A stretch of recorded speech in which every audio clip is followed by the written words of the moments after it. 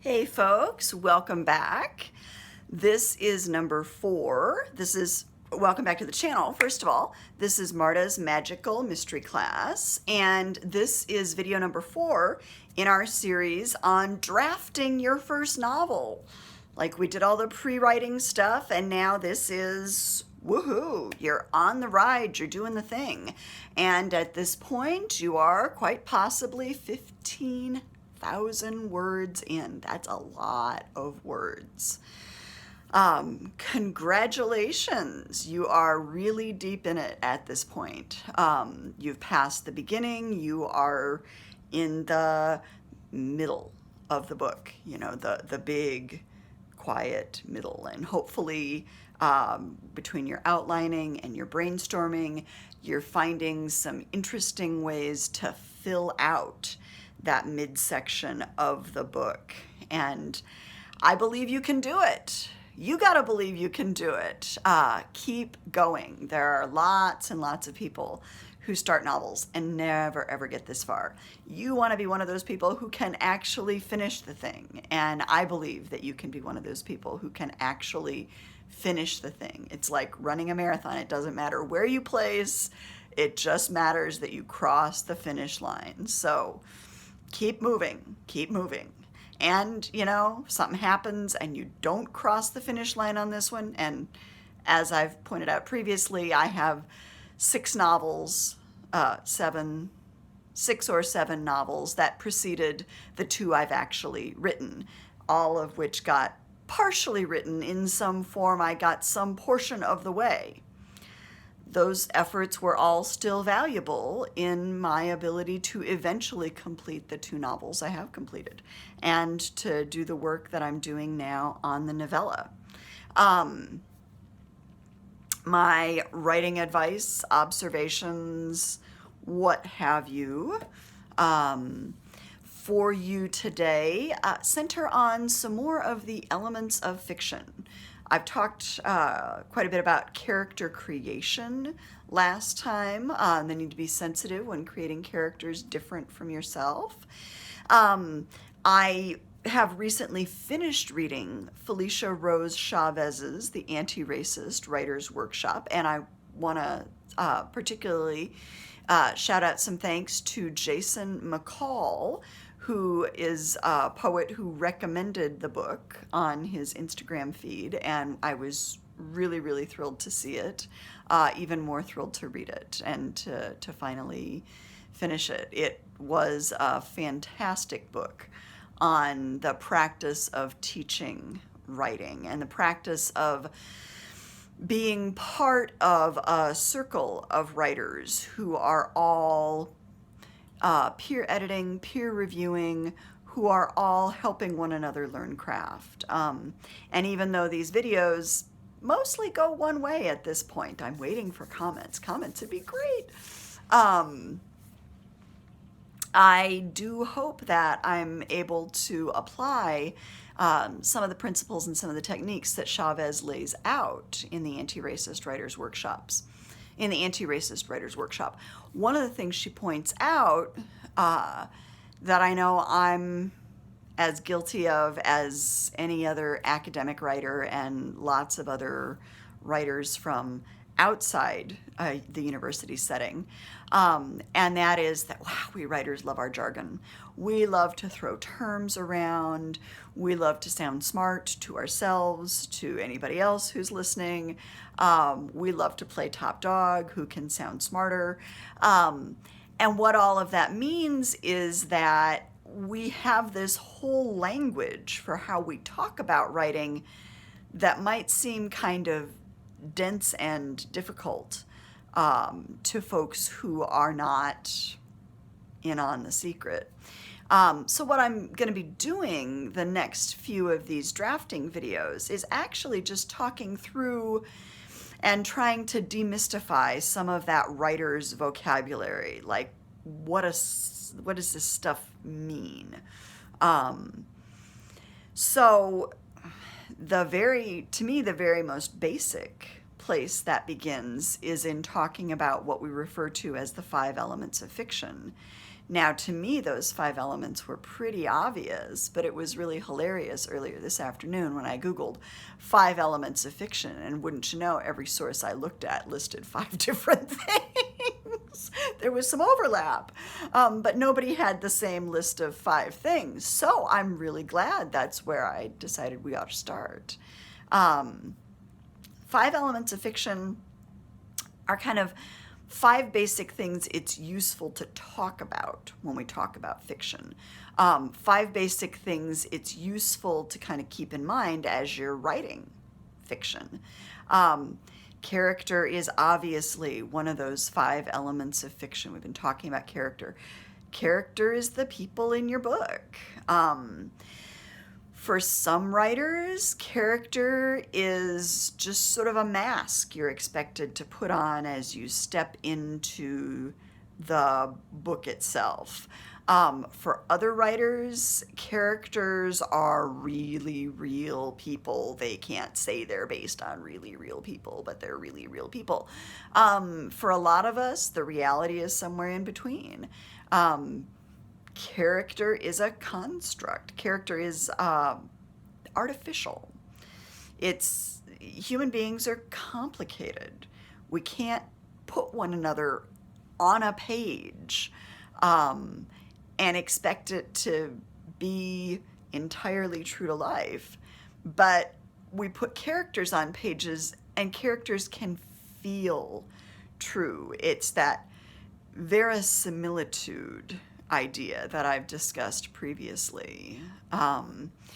So when you're creating characters, you want them to feel real. You want them to be motivated by things that motivate real people. You want them to act and react in ways that seem consistent with real people. So character creation itself is, for me, a whole lot of the craft of fiction. And you'll find different people have different approaches, but I am very much of the character-driven school of fiction. So, character is the first of our elements of fiction. Plot would be the second element of fiction. For me, plot doesn't entirely grow out of character. Like, as a writer, I don't see myself as just following my characters around in my head and taking notes. There are other writers that would probably argue that's exactly what we're supposed to be doing. But the plot is the action of the story. The plot is the stuff that happens. So for me, as I'm writing, as I'm dreaming up characters, I'm doing 2 things. I'm both thinking about the characters who are going to be in the book, and because I write a mystery series, I'm thinking about characters that are going to recur over multiple books. I'm also thinking of characters who are going to be more featured in one book than they will be in the others. They'll still be there in the background, likely, of other books, but they'll be more foregrounded, probably, in one book than they will be in another. So rather than just kind of following my characters around and asking them in my head, what you doing, what you doing, what you doing? I'm thinking about, okay, so I want the plot for the first book to kind of involve this. So I want this kind of thing to happen to this group of characters. And for the second book, okay, I want this kind of thing to happen to this group of characters. And I figure out then the writing of the book comes a lot from putting those 2 elements together. And the characters change the plot, and the plot may influence. I'm very big on characters need to be consistent, so I'm not going to say the plot changes my characters, but I am going to say the plot might influence which characters get foregrounded. Which characters, when I say foregrounded, that means like in the front of the story. The story is more about those characters. So those are some notes on character and plot. There are other writers who start with the plot, and then everything has to fall into the plot, including the characters. I find that a really difficult approach, especially in a series where we're to believe, oh, in book 1, this character's like this. Oh, in book 2, oh, this character changes and is like this. Oh, in book 3, there are yet more changes, and the character ceases to feel in any way like any semblance of an actual person and feels more like what we'd call a plot device. So those are my thoughts on character and plot, which I will say in most of the lists I looked at of the 5 elements of fiction are 2 elements that most writers seem to agree are important elements in fiction. We will continue next time talking about setting, point of view, and we may get as far as theme, which are classically the 5 elements of fiction I learned in my formative years as a writer. Although we're also going to talk about some things like voice, tone, style, conflict, resolution and wrap-up, climax, and structure, which I'm also seeing all tossed in as parts of 5 elements of fiction. So stay tuned. We will get to all those things, and I may yet find other things that people list as important elements of fiction, important writer vocabulary. But before I sign off for today, I have a book recommendation for you. This one's really fun. I know I recommend a lot of cozy mysteries. Cozies, if we're staying strictly inside the boundaries of the mystery genre, as most people understand it, cozies are my favorite. If we're willing to play outside those boundaries and consider science fiction novels with a mystery element or fantasy novels with a mystery element, then I read a lot of those as well. And have mentioned and will be mentioning more of those on the channel too.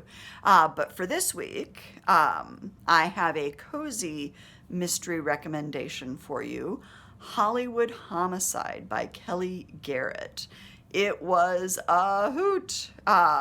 Very much a sleuther, an amateur sleuth mystery. Dana, or Day, who is our main character, gets herself involved in this mystery because she wants the reward money on the tip line. So she's at least got a motivation. A lot of amateur sleuths and cozies kind of stumble into the mystery and have to solve it. Dana has a reason to have to solve this. It was tremendous fun. And there is a second one. I'm going to track down the sequel and read that as well. Also to know, I do read outside the cozy end of the genre, and I am very excited to let you all know that part of the reason I read Hollywood Homicide and wanted to be able to kind of see, is that something I want to recommend on the channel, is that Kellye Garrett is moving out of that corner of the genre and has a big suspense novel, her first kind of big standalone suspense novel, due out next year, and it's called Like a Sister. It is about a Black reality TV star whose estranged sister is the only one who pushes the police to look into her death. And it sounds absolutely fantastic, and I can tell you, having sampled Garrett's writing style from Hollywood Homicide, I'm really looking forward to it. Garrett has a long time background in Hollywood, which gave her all kinds of fantastic little background details for Hollywood Homicide. She's written for a number of TV shows, including, I believe, Cold Case. So look, if you're a cozy fan, pick up Kellye Garrett's Hollywood Homicide. If you're a suspense fan rather than a cozy fan, you can, I believe, I have pre-ordered my ebook, my Kindle book copy of Like a Sister. I believe you can pre-order hard copies as well. But look for Kellye Garrett's Like a Sister to hit the stands early in 2022. There's a nice bidding war over it. I love following sort of backstage book gossip on Instagram, and I know that the Leica sister manuscript was a big coup for the publishing house that got it. And I believe, according to Garrett's own Instagram, that she's pretty happy with how the sale of that manuscript went. So it's another book anticipation. And I will let you know what I think of it after it comes out. So, more writer's terminology next time, and as ever, more cheerleading and more recommendations. Happy writing! I will see you on the channel soon.